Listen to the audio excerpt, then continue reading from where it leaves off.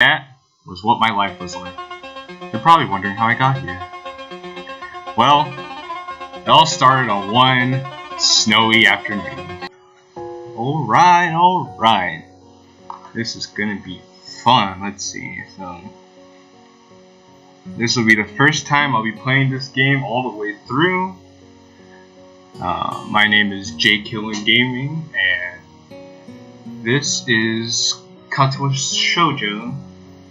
Katawa Shoujo came out in 2005, 2006, which makes me feel pretty old now that I think about it, because I was 6 or 7 when this game came out, so just goes to show how fast time flies. Now, I've been a big fan of this game, and I couldn't think of a better game to start off my channel with than this game right here. Plus, it'll give me a good chance to try out voice acting for the first time. I've always been a big fan of acting, so I'm going to see how well that translates over to this. So, I'm going to start the game, and here we go. A light breeze causes the naked branches overhead to rattle like wooden wind chimes. There is a popular retreat for couples in the summer. The deciduous trees provide a beautiful green canopy, far out of sight of teachers and fellow students. But now, in a late winter, it feels like I'm standing under a pile of kindling. I breathe into my cupped hands and rub them together furiously to prevent them from numbing in this cold. I've always hated that too, because I get really cold hands, especially because like my extremities, for whatever reason, don't retain heat, so I relate to this very well actually. Just how long am I expected to wait out here anyway? I'm sure the note said 4 p.m. Ah yes, the note. Slipped between the pages of my math book while I wasn't looking. As far as cliches go, I'm more than a fan of the letter in the locker, but at least this way shows a bit of initiative. As I ponder the meaning of the note, the snowfall gradually thickens, as the plot slowly thickens. The snowflakes silently falling from the white painted sky are the only sign of time passing this stagnant world. Now this shot kind of reminds me of a Thomas Kincaid painting. It's kind of nice, I like it. Their slow descent upon the frozen forest makes it seem like time has slowed to a crawl. Ooh. The rustling of dried snow underfoot startled me, interrupting a quiet mood. Someone is approaching me from behind. Hisao? You came? A hesitating, barely audible question. However, I recognized the owner of that dainty voice instantly. I feel my heart skip a beat. Oh boy, when a girl gets to approach you like that. Oh man, I know that feeling. It's a voice I've listened to hundreds of times, but never as more than an eavesdropper to a conversation. I turn to face this disembodied voice, the voice of my dreams, and my heart begins to race.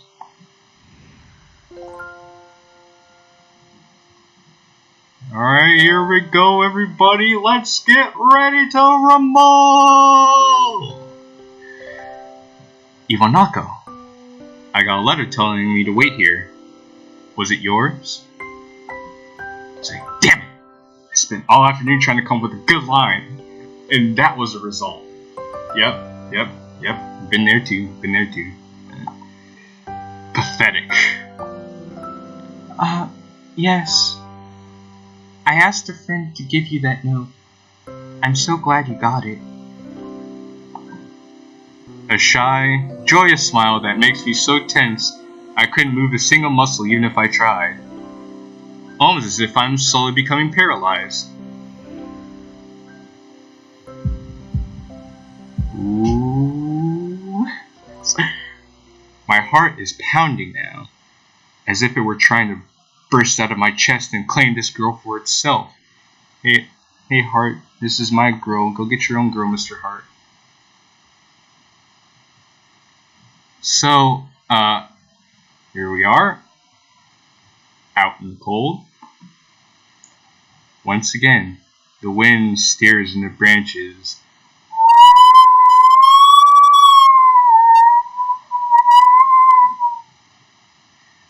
The cacophonous noise is music to my ears.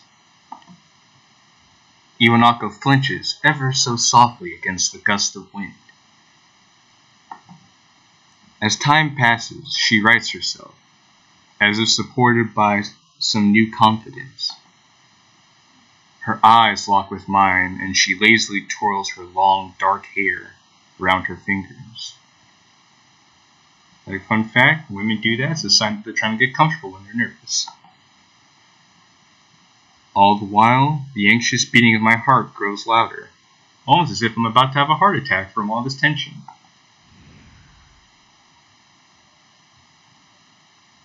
My throat is tight. I doubt I could even force a word out if I try. You see, I wanted to know if you'd go out with me. I stand there, motionless, save for my pounding heart, which is just thumping out of my chest furiously, with the force of 10,000 taiko drums. I wanted to say something in reply, but my vocal cords felt like they were being stretched beyond the breaking point. Hisao? Oh, what's going on with Hisao? I reach up to try to massage my throat, but this only sends spikes of blinding pain along my arms. Hisao! My whole body freezes, save for my eyes which shoot open in terror.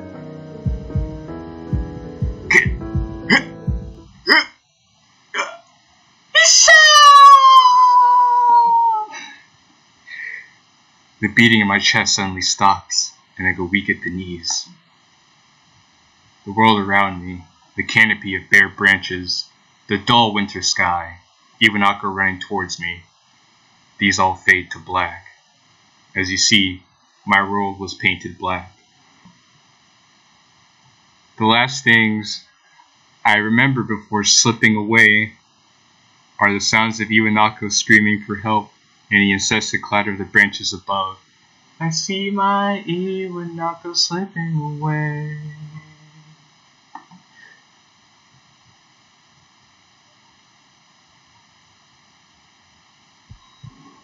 Now we reach the opening sequence to Katawa Shoujo. Boy, oh boy, we're off to a great start already. I know what amazes me most about this game is that it was created by people on I think it was either 4chan. I think it was 4chan. It was created by people on 4chan, and they say, you know, we're gonna make a visual novel about anime girls. And most people were like, we're gonna see how this is gonna go. People thought it was gonna be really ratchet, but it actually turned out to be a wonderfully made game, easily a timeless classic.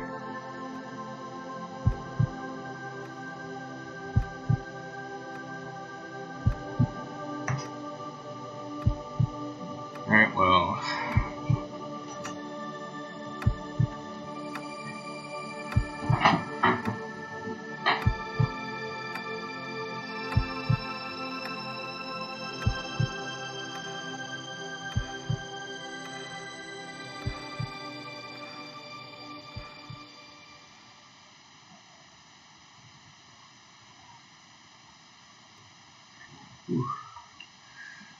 Whew, sorry about that. I had to take out some food for dinner. Anyway, where were we? It's been 4 months since my heart attack.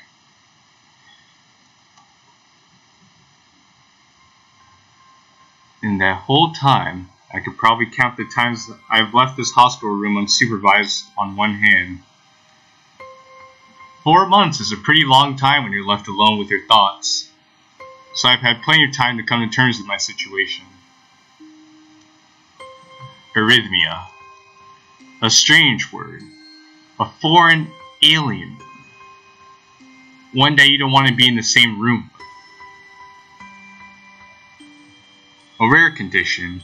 It causes the heart to act erratically and occasionally beat way too fast. Tachycardia. It can be fatal.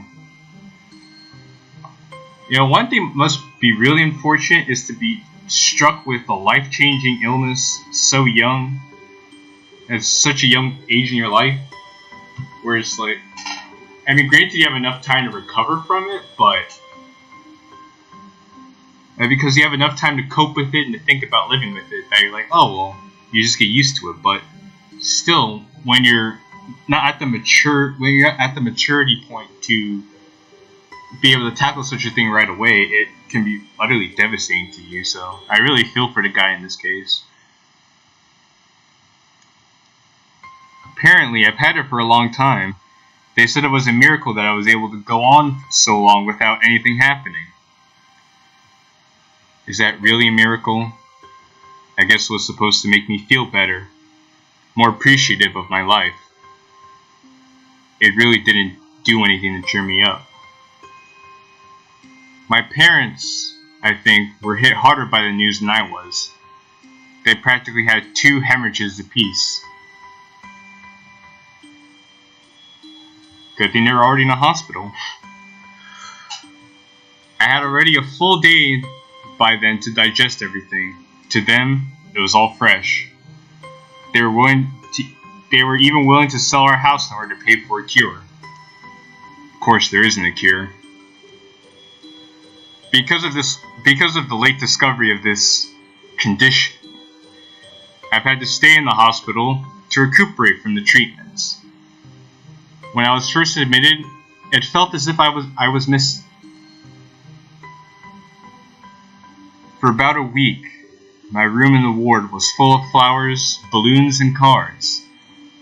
But the visitors soon dwindled, and all of the get-well gifts began trickling down into nothing shortly after.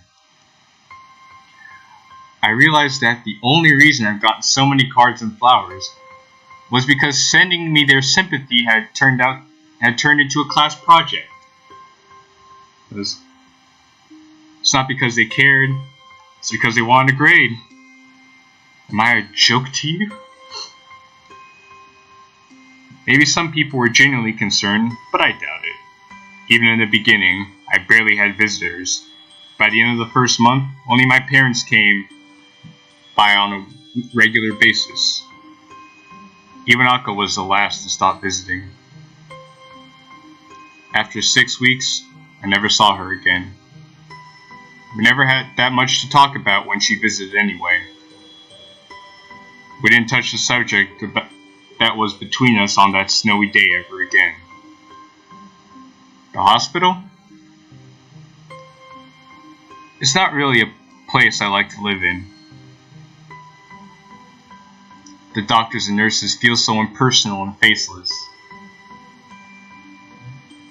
Well, technically that's by design, because the doctors and nurses and staff can't afford to get too attached to their patients, because if any of them were to die on their care, these doctors would have serious mental health problems with dealing with all this loss and all the trauma. So it's more so for their own protection, but it also is for the detriment of the patient, because it also helps them feel less comfortable.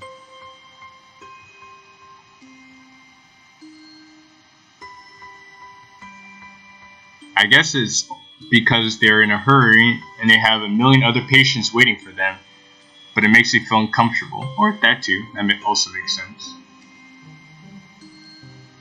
For the first month or so, I asked the head cardiologist every time I saw him for a rough estimate of when I'd be able to leave. He never answered anything in a straightforward manner, but told me to wait and see if the treatment and surgeries worked. So I idly observed the scar that those surgeries had left on my chest slowly change its appearance over time, thinking of it as some kind of omen. I still ask the head cardiologist about leaving, but my expectations are low enough now that I'm not disappointed anymore when I don't get a reply. The way he shuffles around the answer shows that there is at least some hope.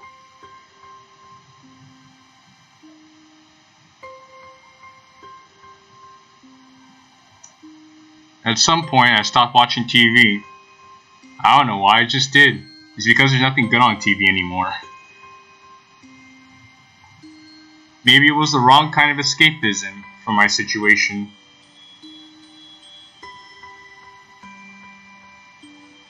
I started reading instead. There's a small library at the hospital, although it was more like a storeroom for books. I began working my way through it, one small stack at a time. After consuming them, I would go back for more. I found that I liked reading, and I think I even became a bit addicted. I started feeling naked without a book in my hands. Well, I could think of worse coping mechanisms for being alone in a hospital, so I think this is a pretty good alternative. But I love the stories. That was what my life was like. You're probably wondering how I got here. Well, it all started on one snowy afternoon.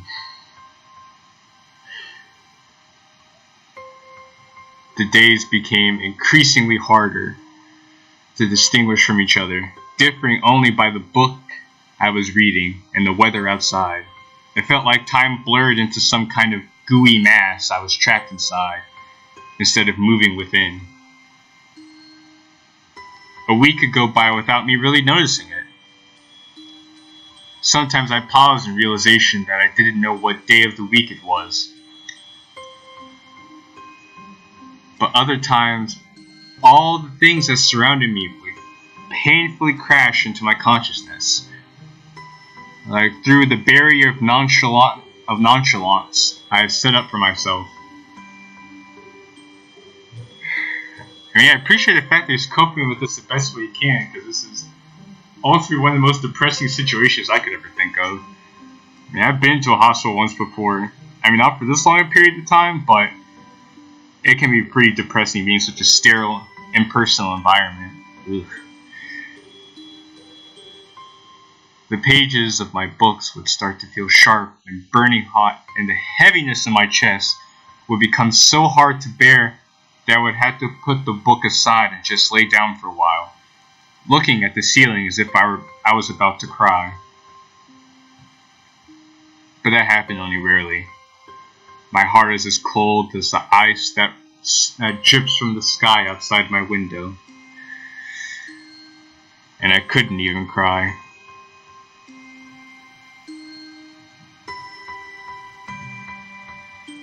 Today, the doctors come in and give me a smile.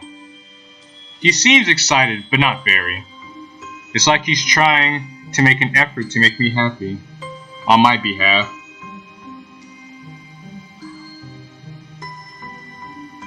My parents are here. It's been a few days since I last seen them. Both of them are even sort of dressed up. Is this supposed to be some kind of special occasion? It's not a party.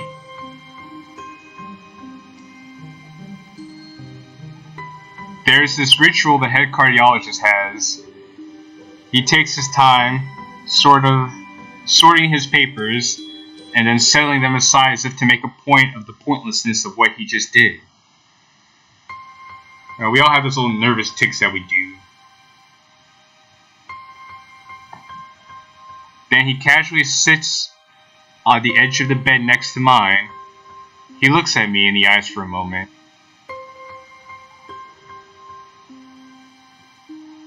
Hello, Hisao. How are you today? I don't answer him, but I smile a little, back at him. Not at him, but right through him. I believe that you can go home. Your heart is stronger now, And with some precautions, you should be fine. Yay! We have your medication sorted out. I'll give your father the prescription.